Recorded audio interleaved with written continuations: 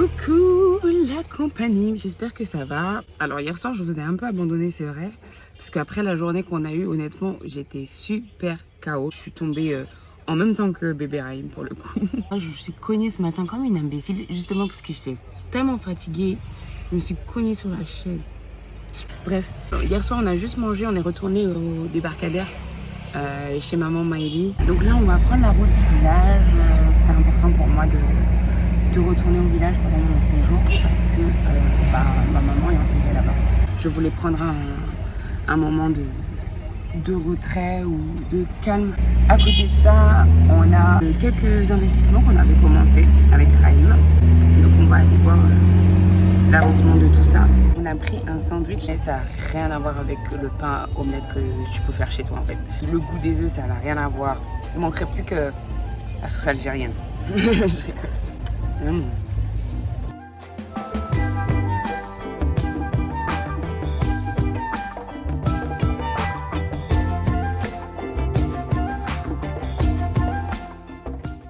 Coucou la compagnie. Alors je vais pas beaucoup filmer parce que ici on est chez mes parents, hein, on est dans ma famille, dans mon village. Je veux pas nécessairement mettre les gens mal à l'aise.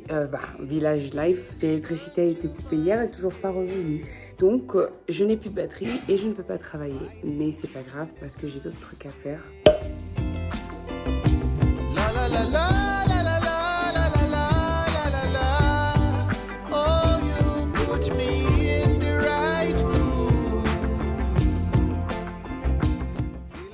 Ok les amis, donc nous on avait envoyé un peu d'argent pour faire pousser.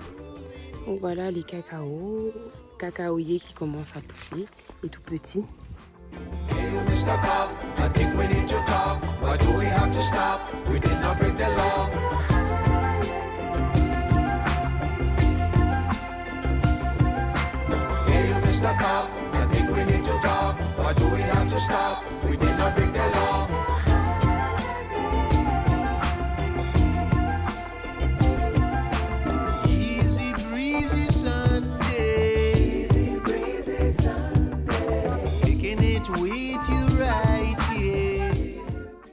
Ça c'est de l'EVA les amis. Et ici nous avons du manioc.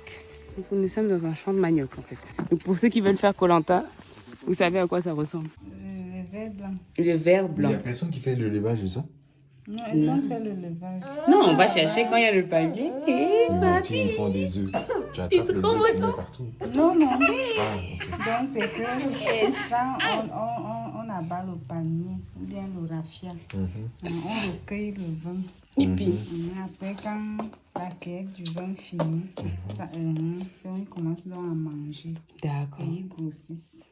Donc vous, on va bien vous faire griller tout à l'heure. Et on va manger. Miam. Miam, miam, miam. Il y en a un, il s'est échappé, s'il vous plaît, et il est en train de manger la banane comme si c'était le repas de ça. C'est son dernier repas de condamné, quoi. Mais tu sais que tu auras un goût de banane?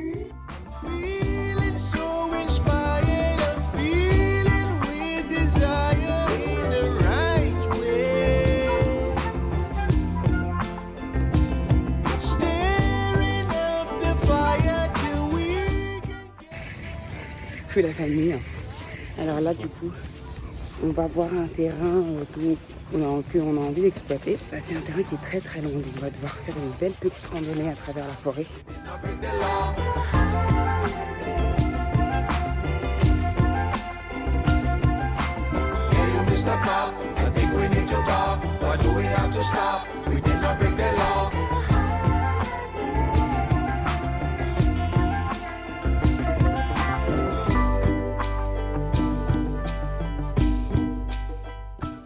Ça s'appelle comment? Le casse-mango.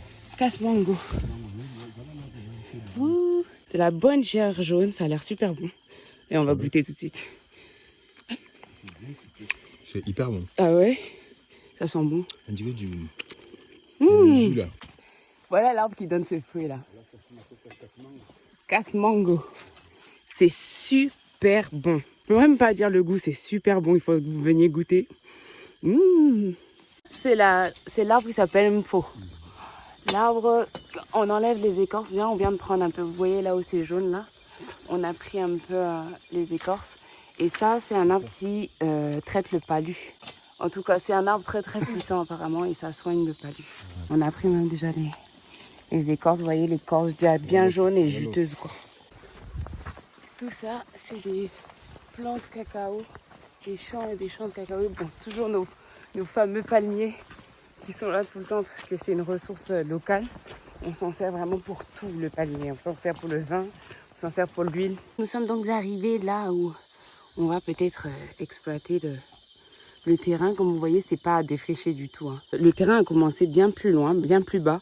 Mais comme c'était déjà une colline là et que j'étais en train de souffrir pour monter, j'ai pas filmé. Et comme vous pouvez le voir, il y a des gros palmiers, des gros palmiers, un peu partout. Ça veut dire que la terre est bien riche en eau. On a vu un arbre là-bas là, qui a plein de racines. Et mon cousin ici me disait que en fait, c'est des arbres qui, quand la terre est riche en eau, c'est là que ces arbres la poussent. Ça veut dire que c'est une terre très très fertile. En tout cas, il y a plein de choses à faire, quoi qu'il en soit. Donc, et apparemment, c'est un très grand terrain. Donc voilà, bon, vous avez peut-être pas une idée maintenant, mais Raïm est en train de brancher le drone. Et on verra si des fois, on a des belles images.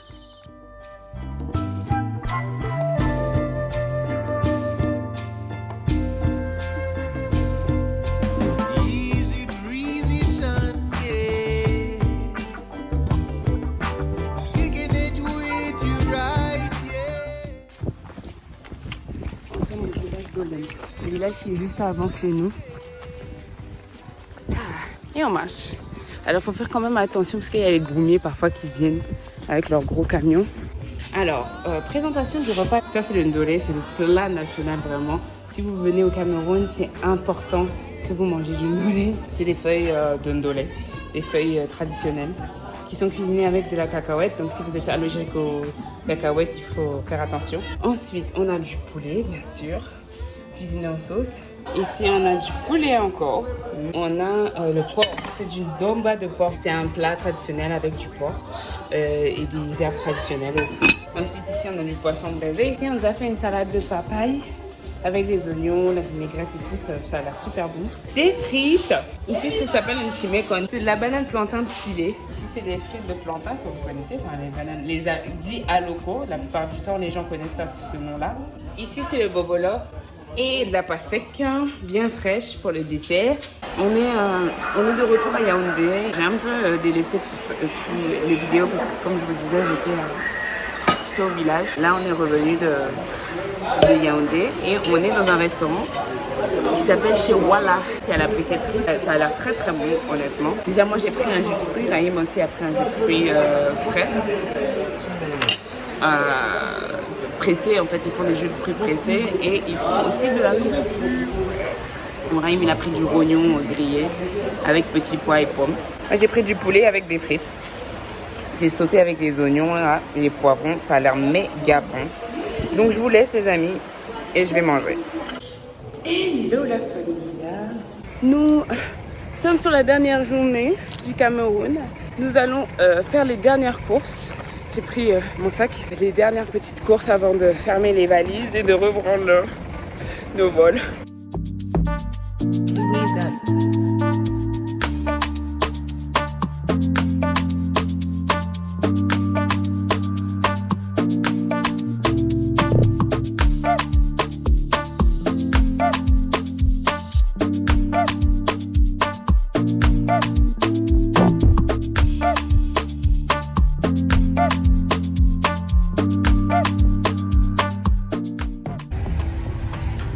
Les amis, alors je suppose que vous pouvez pas bien me voir. On est dans la voiture du chauffeur en fait et il y a des embouteillages monstres. Yaoundé est devenu une jungle. Je suis venue de cela il y a peut-être 2 ans. C'était pas comme ça. On a voulu faire demi-tour pour pouvoir emprunter un autre chemin tout simplement. Et la police en fait nous a arrêtés parce qu'on a fait demi-tour. J'imagine que on n'était pas censé le faire en plein milieu de la route, mais il y avait un embouteillage, donc en vrai on faisait perdre du temps à personne en fait. Bref, le chauffeur en fait s'est embrouillé avec le policier, donc là on est bloqué. Le temps qu'on voulait gagner, on est en train de le perdre, donc on espère qu'on va s'en sortir bientôt. On attend de voir s'il arrive à régler la situation. Petite parenthèse, il a rien pu régler du tout. Du coup, on a dû payer le policier pour qu'il nous laisse partir. Ça, c'est la triste réalité du Cameroun par contre. On a dû se dépêcher pour arriver à l'aéroport. On pensait rater notre vol. Mais à notre grande surprise, on l'a attrapé. Mais vous saviez quoi? On n'était pas au bout de nos surprises.